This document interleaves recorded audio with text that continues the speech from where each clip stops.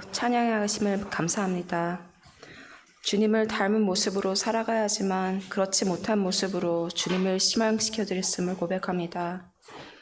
어려운 일이 있을 때 주께 간구하기보다 저희의 경험과 지식으로 이를 해결하고 자기 자신을 의지했습니다. 기도보다 앞서지 않게 하시고 늘 주님의 마음으로 세상을 바라보고 향기나는 그리스도인의 삶을 살 수 있도록 인도하여 주세요. 오늘 말씀 전하실 전도사님께 은혜 허락하여 주시고 또 말씀을 듣고 깨닫는 은혜가 저희에게 있기를 소망합니다. 담임 목사님이 한국에 출타 중이십니다. 계시는 동안 꼭 필요한 만남을 허락하여 주시고 도착하실 때까지 지켜주세요. 교회에 늘 봉사하고 돕는 손길들이 있습니다. 그 손길들 축복하여 주시고 또 은혜를 내려주세요. 저희의 작은 신임에도 응답하시는 주님, 저희 기도를 늘 들어주시고 지키심을 믿습니다. 예수님 이름으로 기도드렸습니다. 아멘.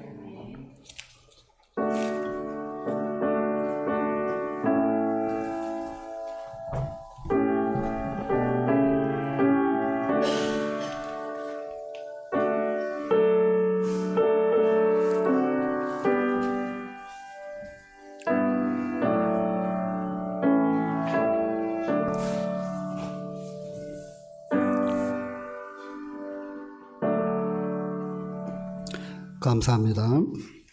자, 오늘 보실 하나님의 말씀은 히브리서 10장 19절부터 25절까지입니다. 우리 짧은 관계로 우리 함께 합독하겠습니다. 자, 시작. 그러므로 형제들아, 우리가 예수의 피를 힘입어 성소에 들어갈 담력을 얻었나니 그 길은 우리를 위하여 휘장 가운데로 열어놓으신 새로운 살 길이요, 휘장은 곧 그의 육체니라. 또 하나님이 집 다스리는 큰 제사장이 계심에 우리가 마음의 뿌리를 받아 악한 양심으로부터 벗어나고 몸은 맑은 물로 씻음을 받았으니 참 마음과 온전한 마음으로 믿음으로 하나님께 나아가자. 또 약속하신 이는 미쁘시니 우리가 믿는 도리의 소망을 움직이지 말게 굳게 잡고 서로 돌아보아 사랑과 선행을 격려하며. 아멘. 모이기를 패하는 어떤 사람들과 습관과 같이 하지 말고 오직 권하여 그날이 가까움을 볼수록 더욱 그리하자. 아멘. 오늘 성가대에 나오셔서 여호와는 나의 목자신이라고 찬양을 읽겠습니다.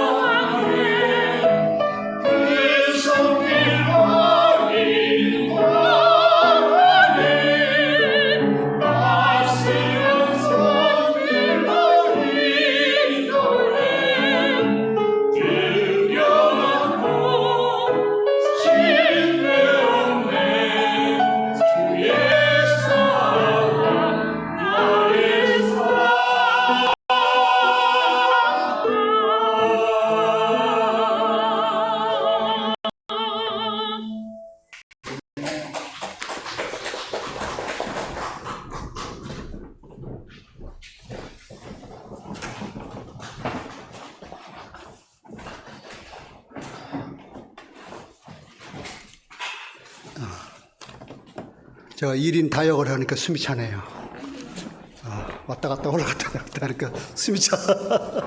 자, 잠시 기도로 이 예배를, 말씀을 듣겠습니다. 좋으신 하나님, 감사합니다.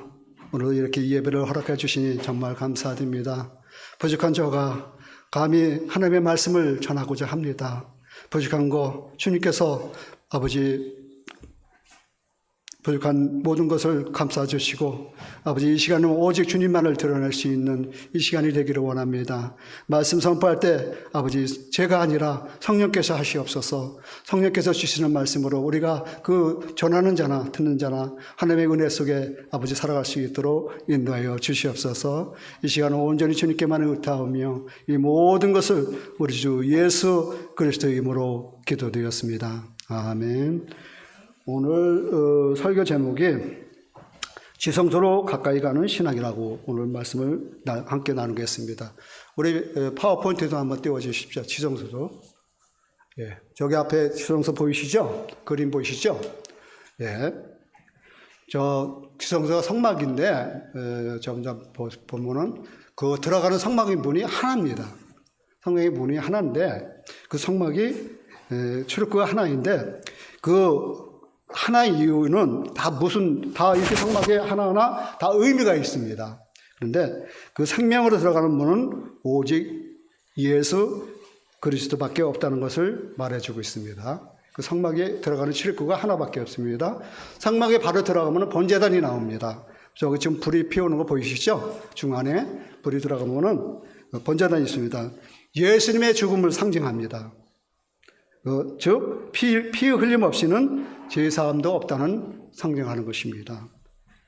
여러분 저기 번제물에 그 번제물을 잡는 그 옆에 오른쪽에 있죠? 테이블 같은 게 거기서 번제자물을 잡는데 거기서 각을 띄고 또 피를 내고 그러는 곳인데 그 번제물을 잡는 사람이 누구라고 생각하십니까, 여러분? 예? 첫째 제사장, 두 번째 레위, 그 다음에 제물을 가져온 사람 누구라고 생각하십니까?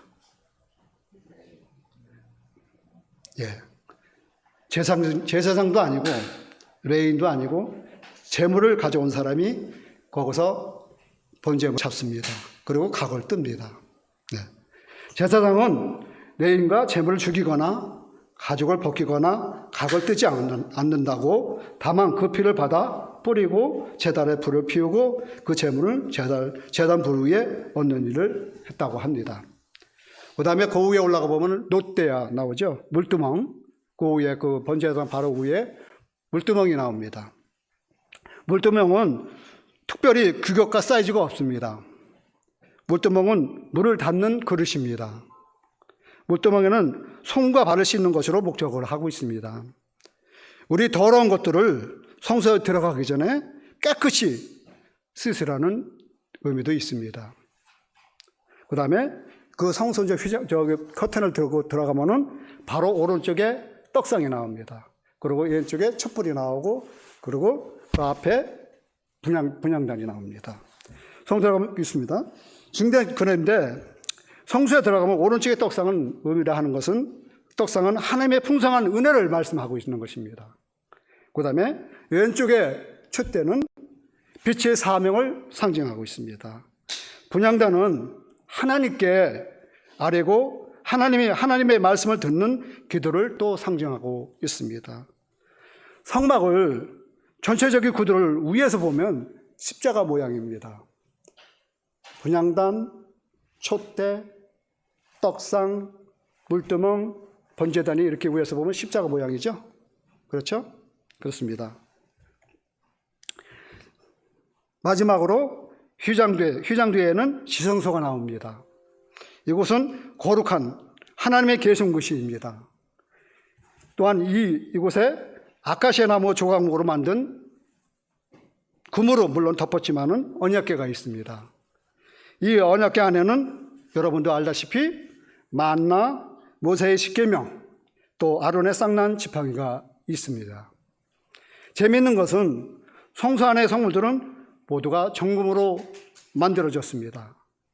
이것은 하나님께서 친히 거하시는 거룩한 성소에 성소와 성소 바깥 뜻을 구분 짓는 것을 말하고 있는 것입니다.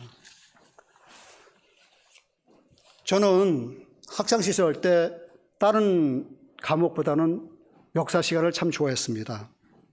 그래서 저 개인적으로 한때는 유적지를 혼자 여행을 하면서 찾아다니면서 조사한 적도 있습니다. 그래서 제가 유적지를 찾아보면은 거기에 와서 제가 가만히 이렇게 회상을 합니다. 옛날의 모습을 상상을 합니다. 그러면은 제가 어느 곳에 강원도에 심사임당 그 본가를 갔는데 거기 가서 보니까 엄청나게 크더라고요. 갔더니만은 그 화장실, 뭐 본가, 서당 뭐 그렇게 쭉 있는데 거기서 그 마루에 앉아서 제가 감시 상상을 해봤습니다. 심사임당이 한복을 옛날에는 참 한복을 많이 입었잖아요. 코츠스란 걸 한복을 입고서 그분이 화장실에 갔을 때 얼마나 불편했었을까.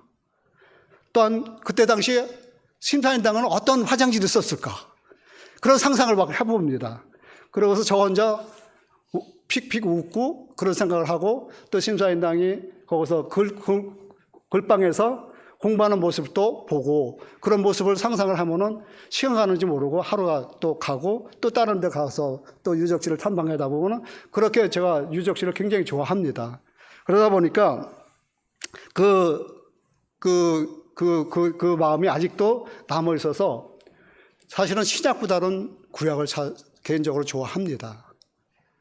그래서 구약은 39권이고 신약은 27권이죠. 그래서 구약과 신약을 크게 세 범주를 납니다. 첫째, 구약은 역사서, 체험서, 예언서. 신약도 역사서, 체험서,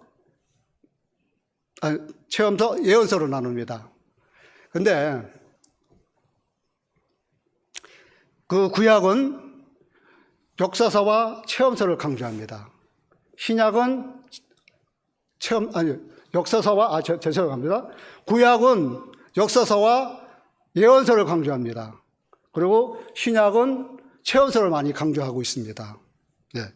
그래서 구약은 우리가 이런 말도 하죠. 구약은 예수님이 등장하기 위한 특별히 설치한 무대라고 합니다. 여러분 아까 그림 보셨듯이 지성소 너무나 잘 알고 계시죠? 그 지성소란 하나님이 거주하는 성막의 안에 성소인데 지성소 안에는 언약궤가 있는데 그 안에는 모세가 신에서 받은 십계명, 만나 그리고 아론의 쌍나가 지팡이 있다고 말씀하셨죠. 하나님께서는 이스라엘 백성을 인도하셔서 애굽에서 이끌어내신 이후에 이스라엘 백성이 항상 성전 중심으로 살게 하셨습니다. 하나님께서 구름 기둥과 불 기둥으로 여호와의 영광을 항상 성전 위에 머무르게 하셔서 그 백성이 성전을 바라보게 하고 진을 치든지 혹은 이동하든지 어디에 가서 살든지 저들의 모든 소망과 축복은 하나님의 성전에 있는 것을 알고 성전을 가까이 하고 성전을 사랑하고 성전에서 쓰임받고 성전을 바라보면서 늘 소망 가운데 믿음 가운데서 살아가게 하셨습니다. 성전은 크게 세 단계로 나눕니다. 첫째로 제사를 준비하는 성전 마당이 있습니다. 그 다음에는 떡상과 또 향로와 촛불이 있는 성전 안에 있습니다. 그 다음에는 바로 지성소가 있습니다.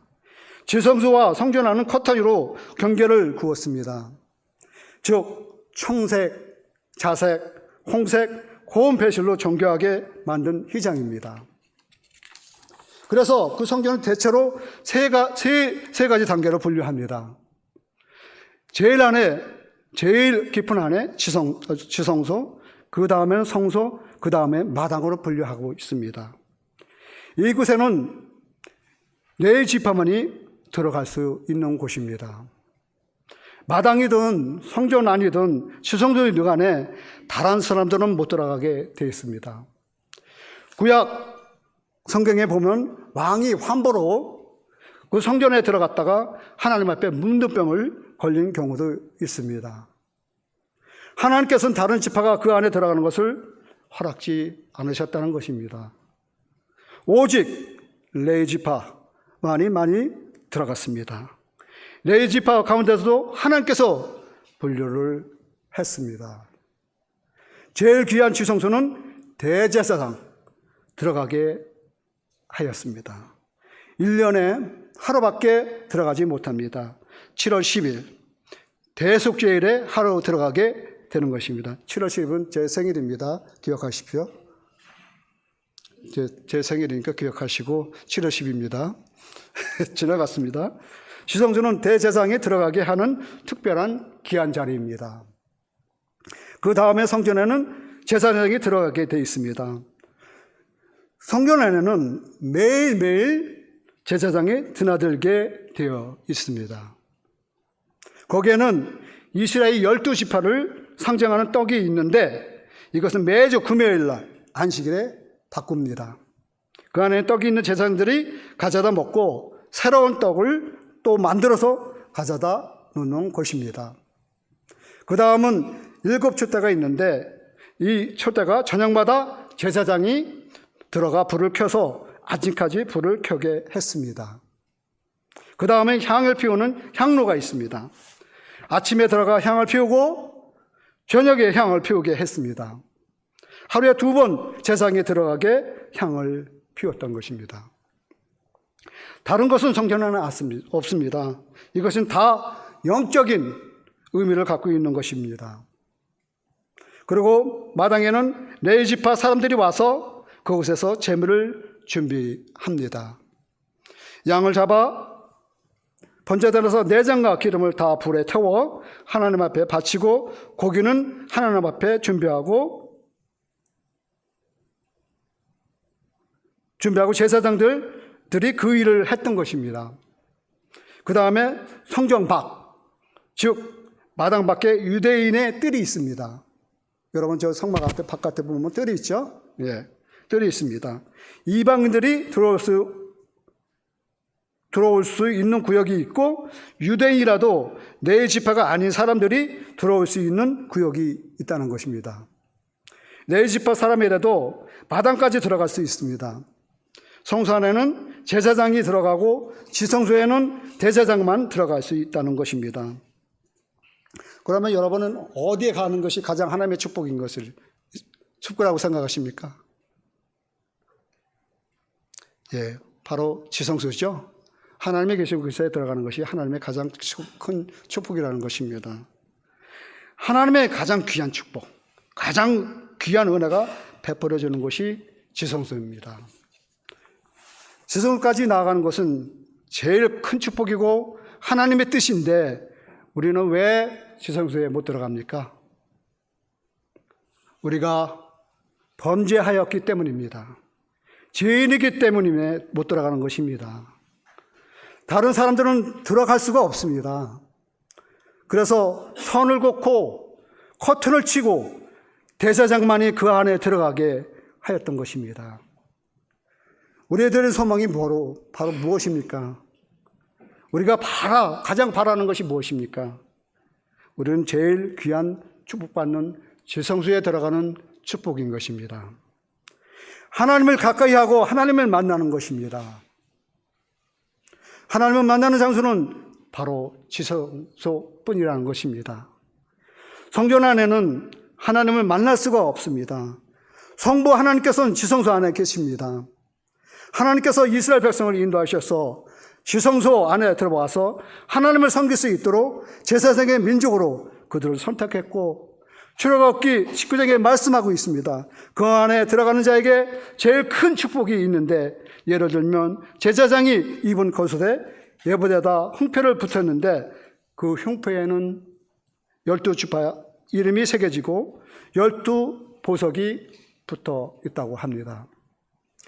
제사장이 입은 예복에는 하나님께서 직접 제단을 하신 것입니다. 어떤 감을 가지고 소매를 어떻게 하고 술을 어떻게 달고 전부 하나님의 제단을 해줄 정도로 그 귀한 옷입니다. 어떤 학자가 성경적으로 이것을 연구해 보니까 그 값어치가 지금 돈으로 뭐 어마어마하더라고요. 뭐 3억이 넘는다고 한번 말을 하는데 엄청나게 비싼 옷이 제사장이 입게 된 옷입니다. 하나님의 지성소 안에는 대제사장님밖에 제일 큰 혜택이 주는 것입니다. 그 외에도 먹는 것이나 생활이나 모든 일에 있어서 제일 순위가 대제사장입니다. 예를 들어 양을 잡아 제사를 드리고 제일 맛있는 부위 고기는 다 제사장에게 주라고 하셨습니다. 그리고 뱃살, 가슴살, 갈비 같은 것도 제사장에 주라고 말씀하고 계십니다. 그러므로 누구를 제일 귀히 여기십니다. 귀히 여기시는 것입니까? 바로 제사장입니다. 가장 가까이 하는 사람이 하나님께 가장 가까이 하는 것이 하나님이 귀히 여기는 사람입니다. 그러므로 우리의 소망은 어디에 있습니까? 우리의 축복은 어디에 있습니까? 가장 귀한 분을 가까이 하는 것입니다. 즉 전능하신 하나님을 가까이 하는 것이 가장 축복이라는 것입니다. 그러나 우리는 하나님께 가까이 갈 수 없는 죄인들입니다.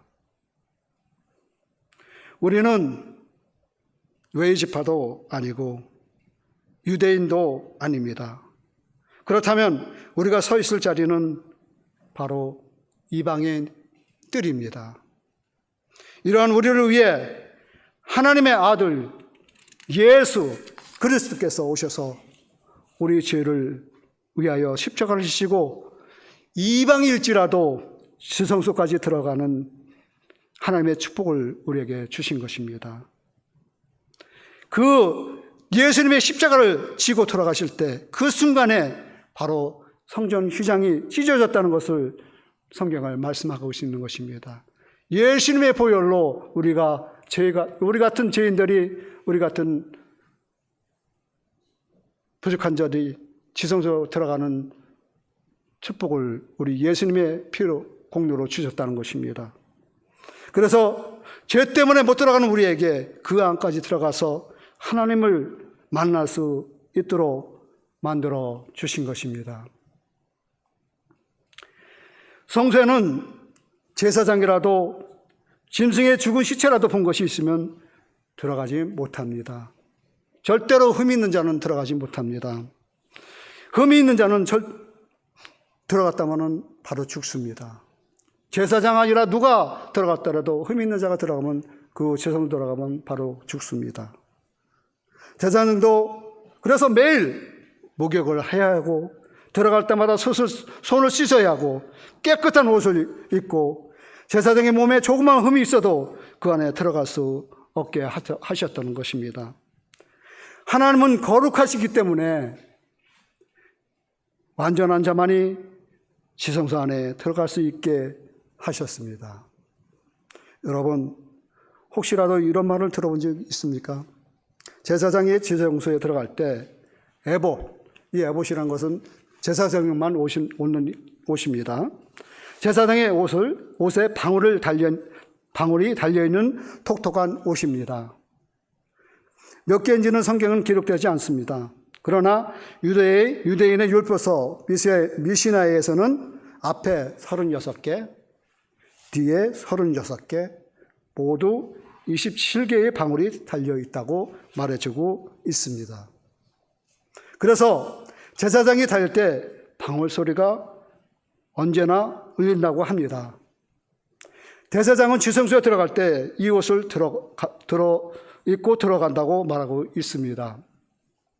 대제사장이 지성소에 들어가서 잘못되어서 방울 소리가 들리지 않으면 죽은 거라 간주하고 있다고 합니다.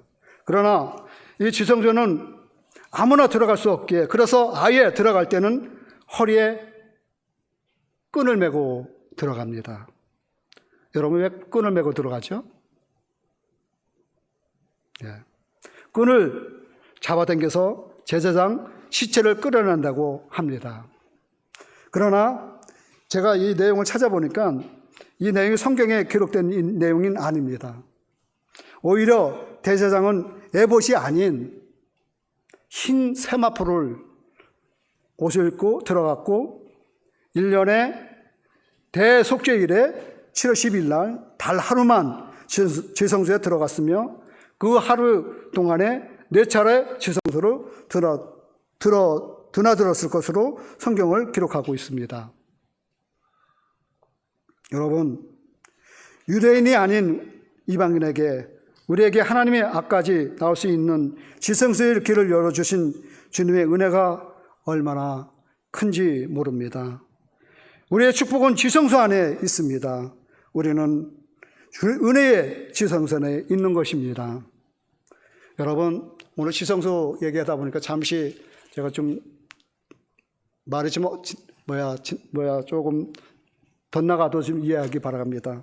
오늘날 한국 교회가 대형 교회만 남아 있을까라고 많이들 그렇게 염려를 합니다. 현실이 대형 교회에 쏠림 현상이 한국이나 미국이나 또 여러 나라에서 일어나고 있습니다. 특히 한국이 그 쏠림 현상이 많이 일어난다고 합니다. 쏠림 현상이라는 것은 서로 경쟁하는 시장에서 초기에는 비슷한 시장을 점유율을 보이다가 시간이 지나감에 따라 일정 수준을 넘게 되며 갑자기 시장 점유율이 차이가 생기게 되고 우위를 차지한 기업이 시장을 독점하는 현상 혹은 일부 특정 부분을 몰리는 현상을 말하고 있는 것입니다. 대형 교회 쏠림 현상은 강동구 있던 교회가 60개의 교회가 문을 닫았다고 합니다. 강동구 대형 교회가 교인들이 쏠려갔기 때문이라고 말하고 있습니다. 물론 강동구에만 문제가 아닌 한국이나 미국이나 많은 나라들의 교회가 쏠림 현상이 있다고 합니다. 사람들은 교회가 대형화되어서는 안 된다고 다들 말씀하십니다. 이는 교회가 커지기 때문에 문제가 발생한다고 생각하기 때문입니다. 우리 사이에서 대형 교회의 세습화와 여러 가지 문제를 보면서 교회가 커지면서 이런 문제가 발생한다고 믿기는 때문입니다. 이는 참으로 잘못된 생각으로 저는 생각합니다. 교회가 커져서 생기는 문제가 절대로 아니고 그 교회의 담임이 세습을 하고 그리고 여러 가지 세속적인 문제를 일으키기 때문에 이런 문제를 일으키는 사람을 보지 못하고 커진 교회와 대형 교회에서 생기는 여러 가지 문제를 보면서 교회가 커져서 그렇다는 것입니다. 한국의 국가 1년 예산이 656조가 넘습니다. 공무원도 수십만이 됩니다. 그래서 국가가 커져서 문제가 생긴다고 하는 사람은 아무도 없습니다. 국법을 어기는 정부의 관료나 정치인이 잘못이지 누구도 국가가 커져서 문제가 생긴다고 말하는 사람은 아무도 없습니다. 엄격한 법이 존재하고 반드시 법을 어기는 사람에 대한 처벌이 있기 때문입니다. 은행의 예를 보아도 수만 명이 은행원이 있는 은행이 하루에 수주를 빼고 또 넣고 해도 은행이 커서 문제가 생긴다고 하는 사람은 아무도 없습니다. 은행의 복식부기의 원리에 따라서 수십만의 거래와 수천억의 일치를 이론까지 정확하게 맞추기 때문에 누구도 자신의 목이 날아가는 것을 겁나지 않는 사람들이 제하고는 은행에서 부정을 저지르는 사람이 없다는 것입니다. 엄격한 법도 제도와 그리고 선발을 거쳐 고급 엘리트와 국가와 은행의 큰 조직에 하기에 이렇게 대형화되고 규모가 상상을 초월하게 커져도 아무런 문제가 없고 국민도 고객도 신뢰하고 국가에 충성하고 은행에 자신의 피와 같은 돈을 맡긴다는 것입니다. 즉 대형교회의 문제는 절대로 교회의 대형화에서 오는 것이 아니라는 것입니다. 느슨하고 목사 위주로 교회법과 그리고 법을 어겨서 처벌 없는 점 그리고 절대로 올바를 수 없는 회계 처리와 그에 못지않은 행정과 재정이 조금도 능력 없는 많은 무리들이 절대로 이끌 수 없는 능력 없는 목사가 대형교회 목사가 자리에 앉아 있고 그나마도 그 자리를 절대로 물리지 않고 세습까지 하려고 하기에 생기는 문제로서 거의 100% 온전치 못한 교회 제도와 무능력한 사람들의 큰 교회의 책임자가 되어서 하나님께서 그 세우신 큰 교회를 올바르게 처리하지 못하기 생기는 문제라는 것입니다. 여러분, 좀 말은 빗나갔습니다. 마지막으로 지성대 안에 여러분, 향로가 있습니다. 향은 아침 저녁에 피우는 것입니다. 향이 무엇입니까? 성도의 기도입니다. 우리가 성전 안에 들어가는 것을 기도하러 오는 것입니다. 우리는 늘 깨어 기도해야 합니다. 기도해야 향기가 나기 때문입니다. 기도하지 않는 성도는 세상적인 냄새가 많이 납니다. 세상 불의의 냄새, 악한 냄새, 교만한 냄새, 죄악의 냄새가 나는 것입니다. 그래서 우리는 하나님 앞에 늘 무릎 꿇고 기도하는 성도의 삶을 주님께서 지켜주셔서 주의 향기가 나는 삶을 살 수 있는 것입니다. 거룩한 그리스도의 향기가 여러분 몸에서 풍겨나야 하는 것입니다. 늘 기도 생활할 때 이런 주님의 향기를 풍기며 또 살 수 있는 것입니다. 우리 모두 한 걸음씩 이방의 뜰에서 유대인 뜰로, 유대인 뜰에서 내 지파의 뜰로, 내 지파의 뜰에서 제사장의 뜰로, 제사장의 뜰에서 지성소로 나가야 합니다. 지성소에는 하나님을 만날 수 있는 것입니다. 지성소에는 하나님의 응답이 있고 축복이 있습니다. 성전마당에는 짐승의 소리와 짐승의 피 냄새가 있을 뿐입니다.